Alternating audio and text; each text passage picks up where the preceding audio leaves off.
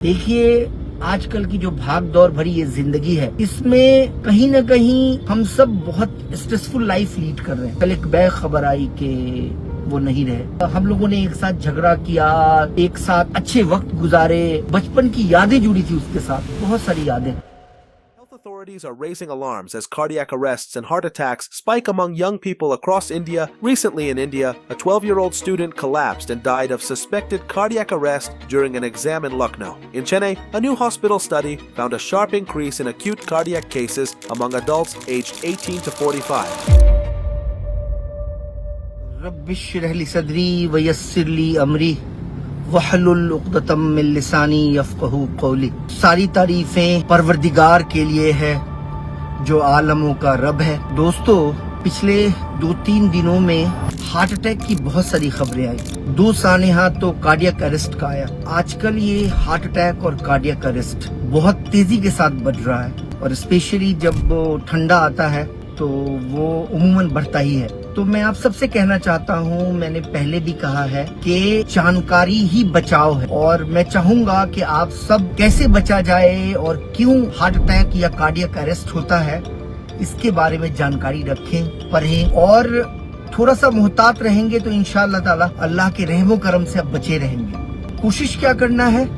कोशिश ये करना है कि अगर आपको शुगर है तो शुगर किसी भी हालत में 180 के ऊपर ना जाए, शुगर कंट्रोल रहे।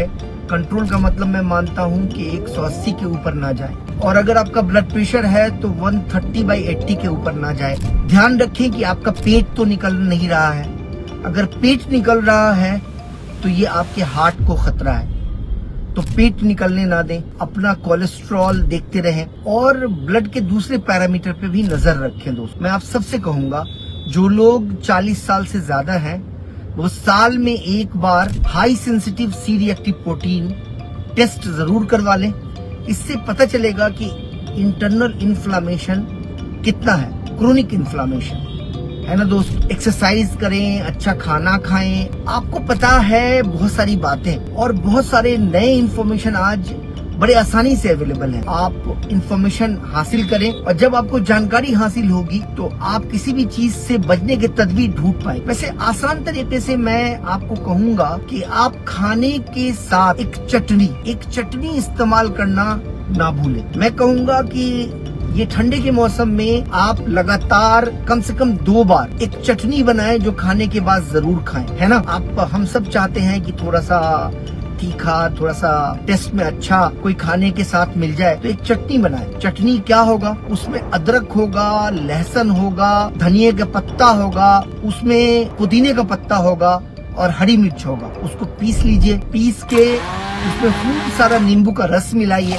और थोड़ा सा नमक मिला के आप चटनी के तौर पे इस्तेमाल करिए। दिन में 2 बार खाने के बाद इस्तेमाल करिए। ये आपके हार्ट के लिए, इंटरनल इन्फ्लामेशन को दूर करने के लिए बड़ा मुफीद है दोस्तों, और हार्ट के लिए बड़ा फायदेमंद है। और मैं कहूंगा कि एक कहवा बना के आप सब जरूर पिए। कम से कम 2 बार ये कहवा जरूर पिए दोस्तों। कहवा की रेसिपी ये है कि आप जो है अर्जुन की छाल तकरीबन 2 ग्राम के आसपास लें, और थोड़ा सा उसमें दालचीनी मिलाएं, थोड़ा सा आधा चम्मच के आसपास उसमें ना आप जो है धनिया का बीज जो होता है, धनिया जो होता है वो, और उसको पकाएं दोस्त। पकाएं पानी पे, फिर उसमें शहद मिलाकर 2 बार पिए दिन में। ये आपके हार्ट को मजबूत बनाएगा, कोलेस्ट्रॉल को कम करेगा, ब्लॉकेज को कम करेगा, और देखेंगे कि आप काफी तरह के कार्डियक इवेंट से बच जाएंगे। देखिए, आजकल की जो भाग दौड़ भरी ये जिंदगी है, इसमें कहीं न कहीं हम सब बहुत स्ट्रेसफुल लाइफ लीड कर रहे हैं, और ऐसी हालत में हमारे शरीर में एक बहुत ही हार्मफुल हार्मोन का सिक्रीशन होता है, कोर्टिसोल का। तो कोर्टिसोल को कम करने में अश्वगंधा का बहुत रोल है दोस्तों। अश्वगंधा, मैं कहूंगा कि 500 मिलीग्राम का टैबलेट, तो 1 टैबलेट दिन में 3 बार इस्तेमाल करें। ये कोर्टिसोल को कम करने में बहुत मुआविन होता है। जब सुनने को मिलता है कि हार्ट अटैक से कोई चला गया ना, बहुत दुख होता है। कल मुझे एक खबर मिली मेरे एक दोस्त के बारे में।